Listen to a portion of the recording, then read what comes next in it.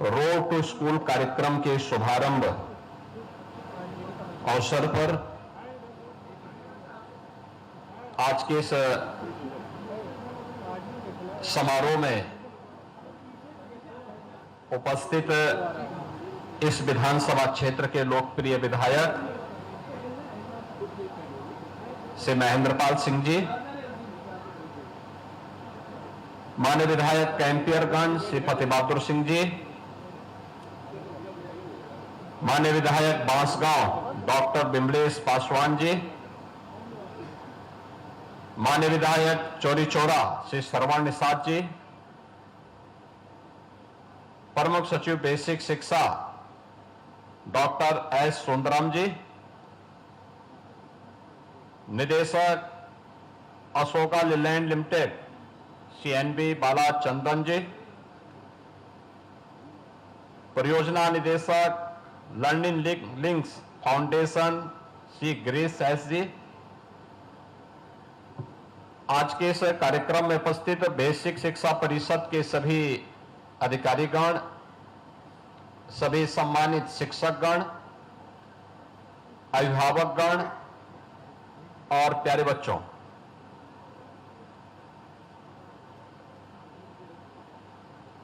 हम सब जानते हैं कि किसी भी सशक्त और समर्थ राष्ट्र की सबसे प्रमुख जो उपलब्धि होती है वह शिक्षा होती है। शिक्षा किसी भी सभ्य समाज के लिए, किसी भी समर्थ समाज के लिए और किसी भी सशक्त राष्ट्र के लिए सबसे बुनियादी आवश्यकता है। शिक्षा के बगैर मानवीय मूल्यों और इस जीव सृष्टि की आवश्यकताओं की पूर्ति की कल्पना भी नहीं की जा सकती है।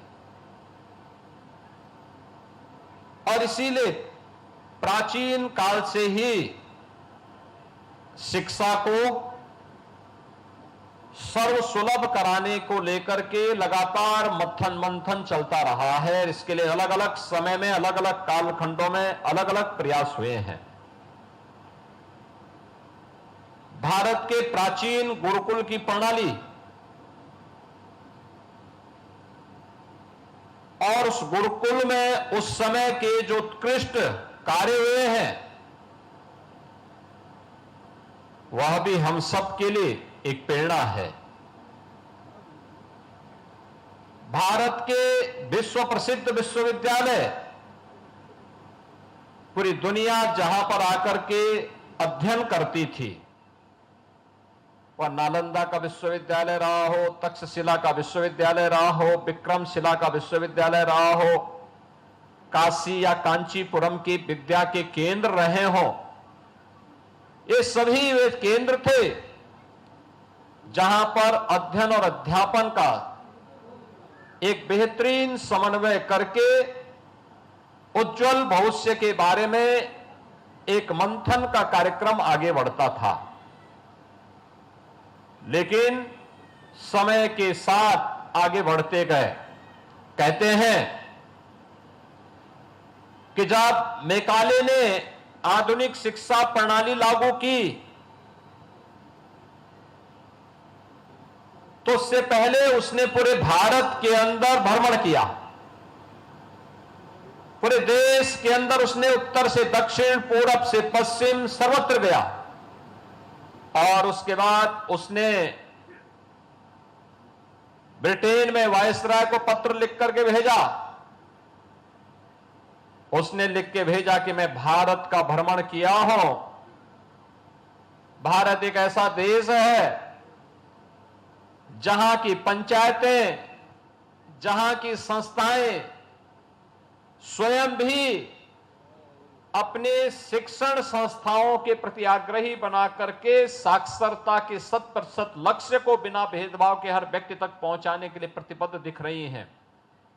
और भारत दुनिया में मुझे एक ऐसा देश देखने को मिला है जिस देश में मैं कहीं भी गया, शहरी जीवन को छोड़ दें तो ग्रामीण क्षेत्र में लोग आपस में एक विश्वास से जुड़े हुए हैं। कोई भी अपने घर में ताला नहीं लगाता, हर व्यक्ति को एक दूसरे पर विश्वास है और परस्पर विश्वास जब तक भारत के अंदर बना हुआ है, भारत को अधिक दिनों तक ब्रिटिशर गुलाम नहीं बना के रख सकते। और इसलिए उन्होंने उस समय की शिक्षा पद्धति को इस रूप में बनाया कि पहले की तुलना में अगर देखा जाए तो देश के अंदर निरक्षरता बढ़ी, लेकिन आजादी के बाद जो प्रयास प्रारंभ हुए उसके कुछ परिणाम प्राप्त भी हुए, लेकिन अभी इस पर बहुत कुछ किए जाने की आवश्यकता है, बहुत कुछ किए जाने की आवश्यकता है। और इसके लिए हम आभारी हैं प्रधानमंत्री मोदी जी के, जिन्होंने राष्ट्रीय शिक्षा नीति, जब पूरी दुनिया कोरोना जैसी महामारी के सामने पस्त थी, तब कोरोना जैसी महामारी से देशवासियों को बचाने, उनको सुरक्षित रखने के साथ साथ उज्जवल भविष्य की एक नई आधारशिला रखने के लिए राष्ट्रीय शिक्षा नीति 2020 प्रधानमंत्री मोदी जी ने देशवासियों को दी। और राष्ट्रीय शिक्षा नीति यह उद्धरण के साथ तकनीक का उपयोग करके कैसे हम सहज और सरलता के साथ छात्र छात्राओं को इन सब बातों की जानकारी दे सकें, यह तो उपलब्ध करा ही रहा है, लेकिन साथ साथ यह भी सुनिश्चित कर रहा है कि बच्चे स्कूल 100% जाकर के अपना नामांकन करा सकें। इसके लिए बच्चों को भी, अभिभावकों को भी, पंचायत को भी, समाज के गणमान्य लोगों को तो इसके लिए जागरूक करना ही है, लेकिन साथ साथ उन संस्थाओं को जो समाज के निर्माण के लिए अपना योगदान दे रहे हैं, जिन्होंने सामाजिक प्रतिबद्धता को समझा है, उनके सीएसआर मत से भी हम लोग इसमें सहयोग लेकर के इस पूरे कार्यक्रम को सफलता की नई ऊंचाई तक पहुंचाने का काम करेंगे। और मुझे प्रसन्नता है, यद्यपि 2017 से विद्यालयों में जो बच्चे पहले तो एडमिशन नहीं ले पाते हैं, एडमिशन लेते हैं तो उसमें से आधे बच्चे ऐसे होते थे एडमिशन लेने के बाद फिर स्कूल नहीं जाते थे। अगर किसी ने तीसरी, चौथी या 5वीं क्लास पास कर ली तो उसके बाद वो 6ठी क्लास में एडमिशन नहीं ले पाता था। 6ठी, 7वीं, 8वीं क्लास भी उसने पास कर ली तो 9वीं में एडमिशन नहीं लेता था।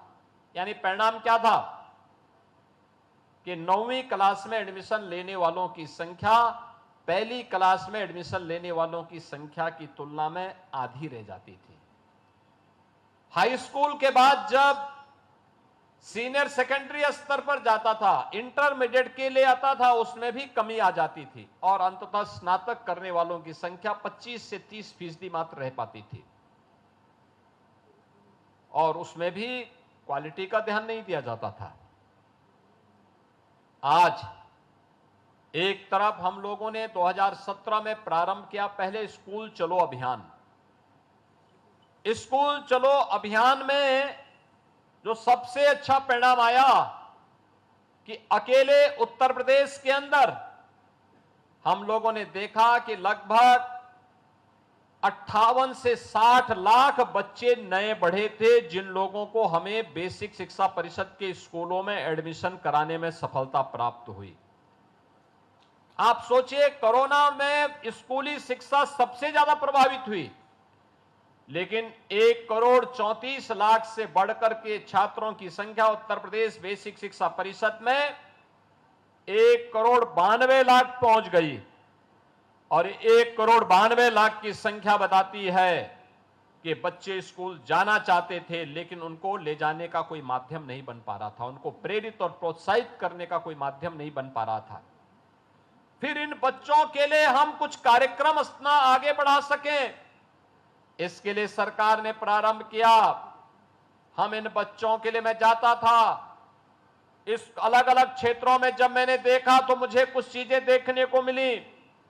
खास तौर पर बालिकाओं की शिक्षा के बारे में बहुत ज्यादा रुचि न होने के कारण अभिभावक बेटियों को स्कूल नहीं भेजते थे, या भेजते थे तो यूनिफॉर्म नहीं बनाते थे, जूते चप्पल नहीं देते थे। हमने सुनिश्चित किया कि जो भी बच्चा बेसिक शिक्षा परिषद के स्कूलों में पढ़ेगा, उन बच्चों के लिए यूनिफॉर्म फ्री देंगे, स्वेटर फ्री देंगे, बैग और बुक्स फ्री उपलब्ध करवाएंगे, और उन बच्चों के लिए जूता और मोजा भी उपलब्ध करवाएंगे। और मुझे प्रसन्नता है कि आज हमारी सरकार 1200 रुपए इन छात्रों के लिए, यूनिफॉर्म के लिए, बैग, बुक्स और शूज के लिए उनके अभिभावक के खाते में सीधे भेज रही है, जिससे वह अपने बच्चों के लिए इस आवश्यकता की पूर्ति कर सके। ये चीजें दिखाने के बाद हमने जनप्रतिनिधियों, समाज के मानिंदों का सहयोग लेकर के ऑपरेशन कायाकल्प का एक अभिनव प्रयोग प्रारंभ किया। और मुझे बताते हुए प्रसन्नता है कि 1,34,00,000 विद्यालयों में ऑपरेशन कायाकल्प के माध्यम से फ्लोरिंग, उसके फर्श को बनाने, फर्नीचर को लाने, स्मार्ट क्लास बनाने, बालक बालिकाओं के लिए अलग अलग टॉयलेट बनाने, वहां पे लाइब्रेरी बनाने और अन्य तमाम कार्यक्रम वहां पर प्रारंभ हुए। पेयजल की व्यवस्था के कार्यक्रम प्रारंभ हुए, और आज उसके परिणाम भी हमारे सामने देखने को मिल रहे हैं। इसमें केवल सरकार ही नहीं, पहले भी तमाम उन संस्थाओं का योगदान हमें मिला जो सामाजिक प्रतिबद्धता के लिए जाने जाते थे।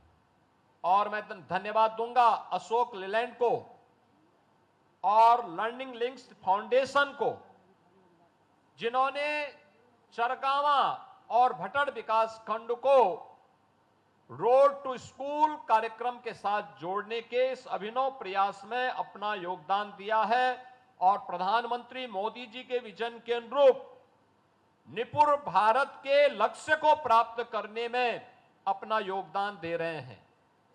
रोड टू स्कूल कार्यक्रम यह एक प्रकार का स्कूल चलो अभियान का ही एक नया रूप है।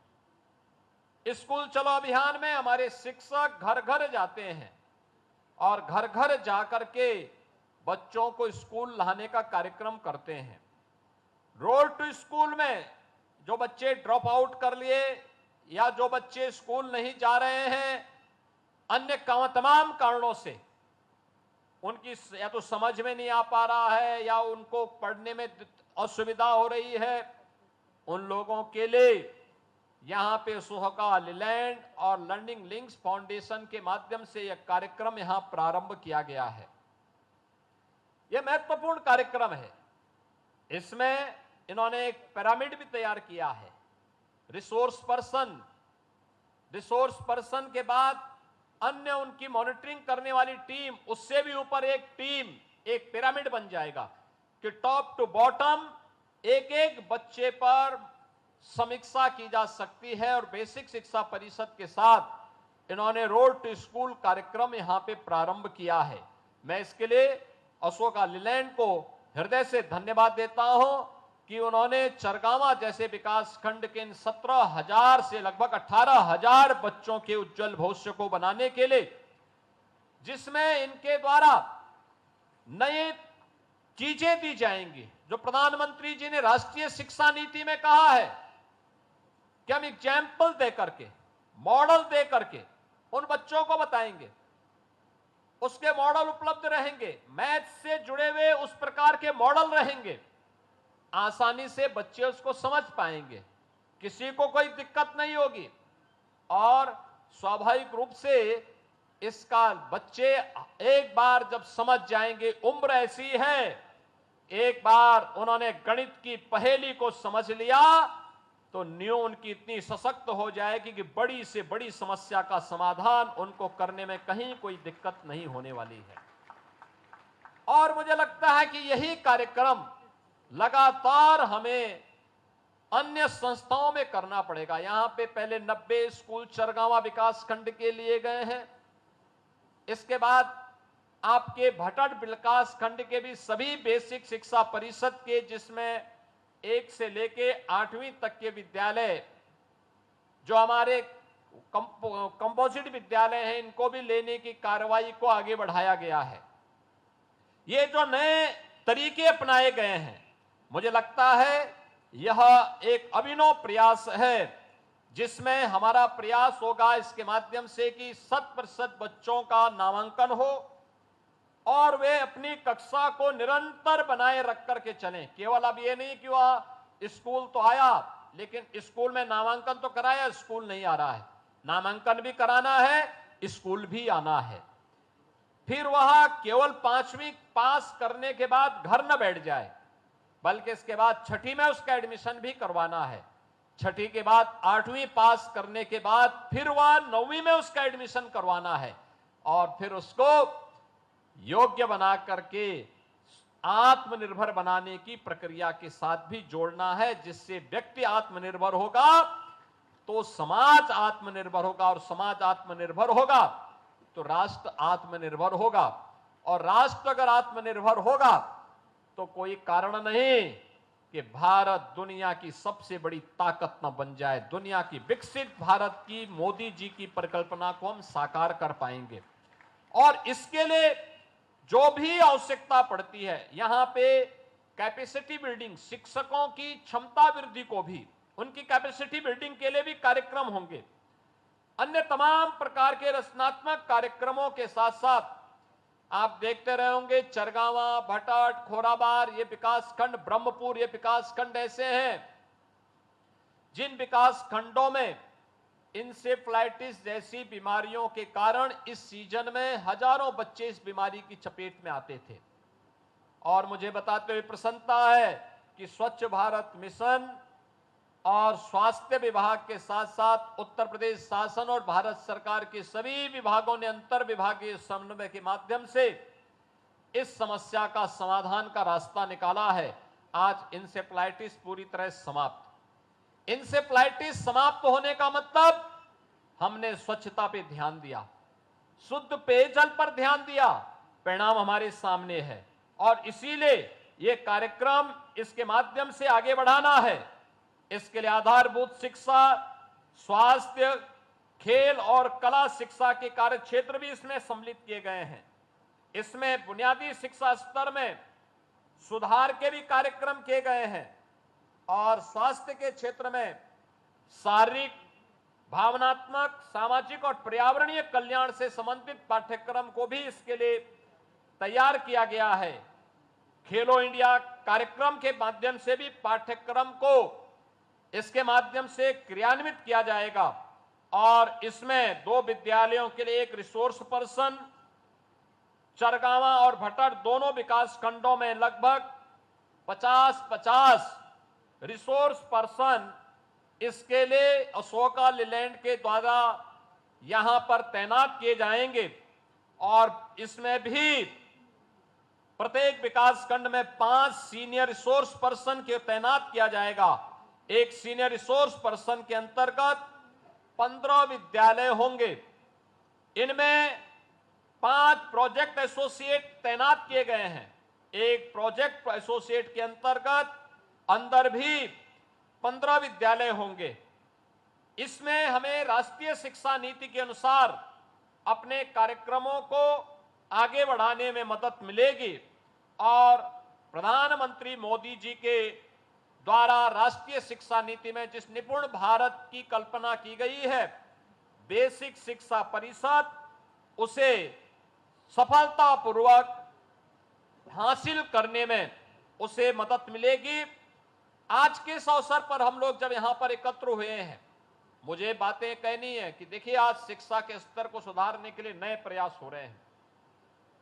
ये रोड टू स्कूल को ही एक नया रूप हम लोगों ने अटल आवासीय विद्यालय के रूप में दिया है।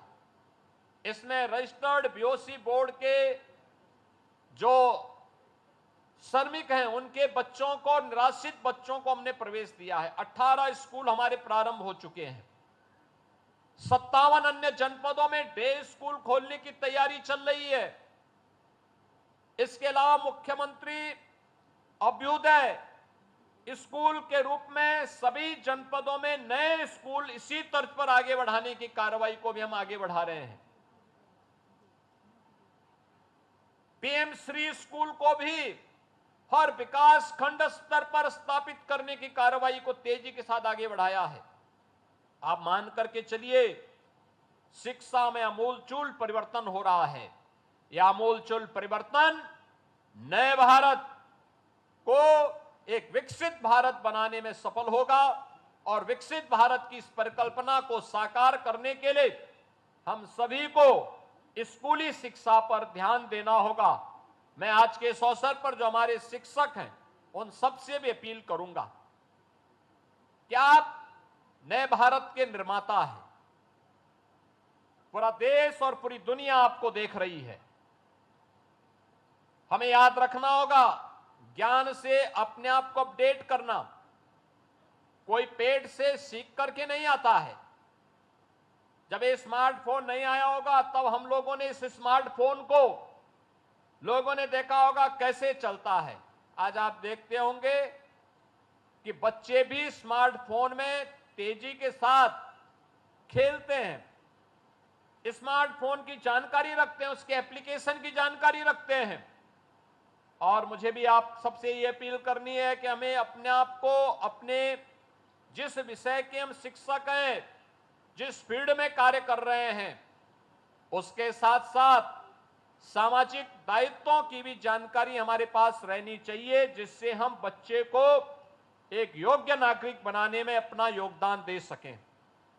दूसरा, तकनीक का उपयोग करके जीवन को सरल और सुगम बनाने के लिए कैसे हम इस तरीकों का अपना सकते हैं, इसकी भी जानकारी हमें रखनी होगी।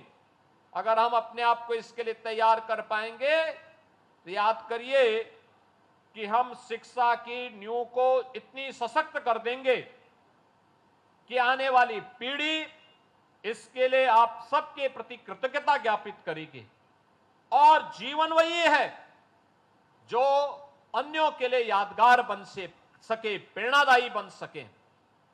आपके ऊपर यह भविष्य निर्भर, आपके ऊपर देश का भविष्य निर्भर करता है, क्योंकि आप इन बच्चों का भविष्य बना रहे हैं। अगर ये बच्चों का भविष्य आप उज्जवल बनाएंगे तो हमारे समाज का और हमारे देश का भविष्य भी उज्जवल बनेगा। कोई दुनिया की ताकत फिर इसे नहीं तोड़ सकती है, इसे कमजोर नहीं कर सकती है। लेकिन अगर हम ही अपनी जिम्मेदारियों से विमुख हो जाएंगे तो फिर संक्रमण फैलेगा। हमें उस संक्रमण को रोकना पड़ेगा और निपुण भारत के संकल्प को साकार करने के लिए, निपुण उत्तर प्रदेश के निर्माण के लिए आज अशोका लीलैंड और लर्निंग लिंक्स फाउंडेशन जैसी संस्थाएं सहभागी बन रही हैं। ये प्रसन्नता का विषय है। मुझे पूरा विश्वास है कि चरगावा विकासखंड एक समय सीमा के अंदर रोड टू स्कूल के कार्यक्रम को सफलतापूर्वक आगे बढ़ाते हुए यहां के स्थानीय जनप्रतिनिधियों को भी जोड़ते हुए, जिसमें ग्राम प्रबंध समिति है विद्यालयों की, जिसमें ग्राम प्रधान हैं, क्षेत्र वहां के पूर्व प्रधान हैं, क्षेत्र पंचायत समिति के सदस्य हैं, जिला पंचायत समिति के जिला पंचायत के सदस्यगण हैं, लोकल विधायक हैं। इन सबको भी अगर आप जोड़ेंगे और समाज के मानिंदों को भी, तो हमें इसे प्राप्त करने में कहीं कोई कठिनाई नहीं होगी। और हम इन बच्चों का जो मासूम हैं, भोले भाले हैं, जिन्हें गाइड किए जाने की आवश्यकता है, इनके भविष्य को उज्जवल बना करके भारत के भविष्य को उज्जवल बनाने और विकसित भारत की संकल्पना को साकार करने में सफल होंगे। आज के इस अवसर पर एक बार फिर से रोड टू स्कूल कार्यक्रम के शुभारंभ अवसर पर मैं बेसिक शिक्षा परिषद, अशोका लीलैंड और लर्निंग लिंक्स फाउंडेशन को हृदय से धन्यवाद देते हुए आप सभी के प्रति, जिन बच्चों को आज इस अभियान के साथ जोड़ा जा रहा है, जिन स्कूलों को जोड़ा जा रहा है, उन सभी ग्राम पंचायतों को, अभिभावकों को, शिक्षकों को और बच्चों को मैं अपनी शुभकामनाएं देता हूं और विश्वास व्यक्त करता हूं कि एक समय सीमा के अंदर आप इस लक्ष्य को पूरा करते हुए एक मॉडल प्रस्तुत करेंगे। आप सबके प्रति मेरी मंगलमय शुभकामनाएं। धन्यवाद। जय हिंद।